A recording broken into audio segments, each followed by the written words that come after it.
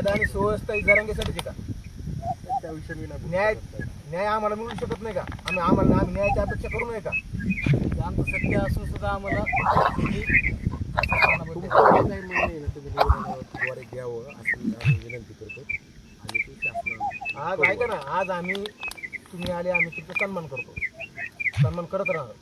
पण त्या सोंगाड्याकडे एवढे मंत्री मीटिंगवर, अरे ते मंत्रालयात गेलं भेटत नाही राव मंत्री लवकर, आमदार भेटत नाही लवकर, आणि त्या सोंगाड्याकडे 10 चक्र त्या जरांगेकडे ही पण ए वक्त्या तोंडाच्या, कळलं का? कोणाचा नाद करायचा असतो ती जरांगे पाटलाचा नाद करायला निघालाय आणि जरांगे पाटलाची बरोबरी करायला निघालाय. अरे तिथं मंत्री सुद्धा वेटिंगला, इथं मंत्री सुद्धा नाद करायचा नाही त्या मराठीच्या वाघाचा. आणि ही प्रामाणिक नेतृत्व आहे म्हणून तिथं मंत्री सुद्धा झुकतात. अरे माझ नाही रे, गर्व आहे, गर्व मराठा असल्याचा. आणि आम्हाला ती जरांगे पाटील प्रामाणिक भेटल्याचा. समजलं का तुला? तुमच्यासारख्या असं लोकांनी तुकडा टाकला की भू भू भू करत बसायचं, समाजाची अजून दिशाभूल करायचं, स्वतः खायचं ते खायचा, लोकांचा खाऊन पोट भरायचं आणि गोरगरीब समाजाच्या डोक्यात किडा कालवायचा अजून.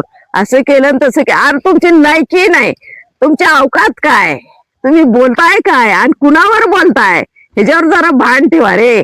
एवढं बी स्वार्थ साधण्यासाठी लोक एका प्रामाणिक नेतृत्वाला कलंक लावायचा नसतो. त्या जरांगे पाटलाने आजपर्यंत किती मोठा संघर्ष केलाय. त्यांनी जवळपास 20 वर्ष तरी झालं त्यांचा संघर्ष असेल. आज कुठं तरी सुद्धा त्यांनी हार मानली नाही, आणि आज कुठं त्यांच्या माग किंवा महाराष्ट्रभर त्यांचं आंदोलन गाजतंय. आणि जरांगे पाटलाचं नाव ह्या महाराष्ट्रात होतंय तेव्हा तुमच्या पोटात तेडे कोटले. बाबा आमल्या तसं नसतंय. लोकाचा खाल्ला गो तर त्याला किंमत नसते.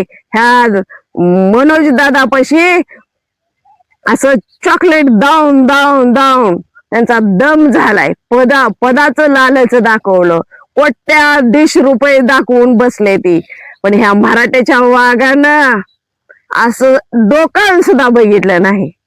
त्याला म्हणायचं प्रामाणिक नेतृत्व. आज विचार करण्यासारखी गोष्ट आहे.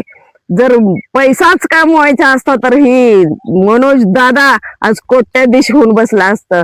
पण नाही, त्यांना पैसा नकोय, त्यांना समाजाचं प्रेम पाहिजे, म्हणून त्यांनी आज एवढं प्राणपणाला लावलं. आणि खरंच म्हणलं तर सूर्याबरोबर त्यांनी मैत्री केली. आज विचार करण्यासारखी गोष्ट आहे. माणूस सावलीला बसलं तरी एवढं गरम होतंय, घामाचं लोंढ सुटत्यात. अक्षरशः त्या मनोज दादाने असा रुमाल सुद्धा तोंडावर टाकला नाही. अख्ख्या महाराष्ट्राने बघितलंय. असं वरतोंड करून असं उन्हाकड दादा झोपलं, पण दादाने असा टावेल सुद्धा टाकला नाही तोंडावर. एवढा म्हणजे समाजासाठी ही केलेला त्याग आहे. आणि ही त्याग ही मराठी समाज कधी नाही विसरणार. तुमच्यासारखी अशी कित्येक कुत्री भूक द्या, आमच्यात काडीचा फरक पडणार नाही. आणि आमल्या तू म्हणतोय ना आता मी इथं आंदोलनाला बसलोय आणि माझ्या अंगात शर्ट नाही, काय नाही. तुला सांगू का, तू तिथं कॅमेरा लावून उपोषणाला बसायचं, बिगर कॅमेऱ्याचं बसायचं नाही. कारण आमचा तुझ्यावर विश्वास नाही, तू खाऊन पिऊन बसलेला आहे. आणि दुसरी गोष्ट, तू म्हणतोय ना माझ्या अंगात शर्ट नाही, काय नाही. तुझ्या अंगात आता शर्ट नाही, काय नाही. तू आता तिथनं उठायचं नाही, काय नाही. तुला कोणता मंत्री यायचा उठवायला? तुला कोणी उठवायला येणार नाही, काय नाही. आता तुलाच उठायला लागणार आहे, काय नाही. ह्याचं कारण काय असणार आहे माहितीये का? ह्याचं कारण तू सुपारी बाज आहे म्हणून तुला कोणीही उठवाय येणार नाही. आमल्या तुलाच उठावं लागणार आहे. आता काय नाही. तुझ्या अंगात शर्ट नाही ना, काय नाही. तू आता तूच उठून घे. तुझं उपोषण सोडवायला कुणीही येणार नाही. आली तर सुपारी बाजच पेलावं तुझ्याकडे येणार. ह्याच्या पलीकडे काही होणार नाही, काय नाही. तू आता तिथंच बस ढेकळात.